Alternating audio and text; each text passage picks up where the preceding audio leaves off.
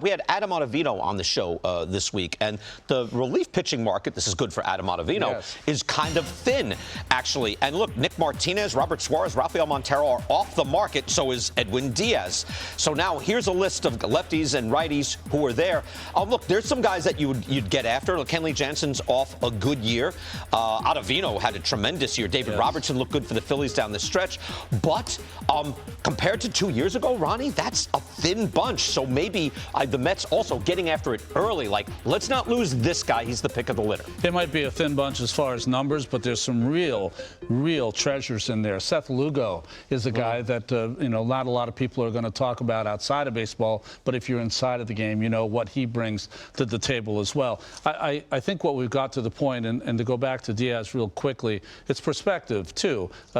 Any other person at a GM meeting is not going to like the signing of $102 million for a reliever, because at some point he's going to have to address that with his team and with the reliever. But there are a lot of talented pitchers here, some on the long tooth side, but still have such a track record that for one season, because a lot of them are one, maybe a 2-year deal, they're going to be able to help your ball club. Well, on that list, I just want to say, also was Craig Kimbrell or Aroldis Chapman, two of the all-time great run preventers and swing and miss pitchers, all-time greats.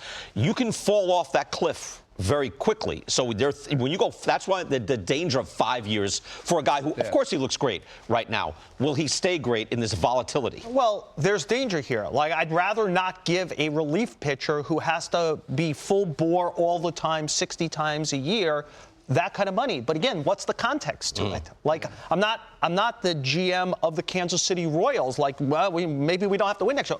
The Mets have to win next year.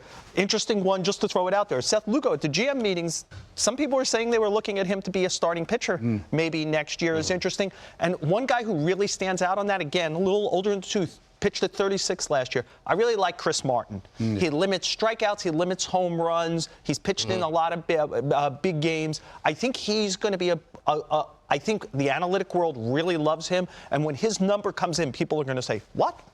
I think it will be more than people think. I actually loved Seth Lugo in the hybrid role that he was doing, because there's almost nobody that says, how about a guy that pitches 90 innings, kind of goes 2 1/3 here, and then he can do an inning here and there. It seems like a very valuable guy. You know, your starters have 4 days rest and pitch. Seth Lugo was on a plan where he's giving you maybe 6 or 7 outs and taking 2 days and then being available again. And in that role, he had his best year. Right.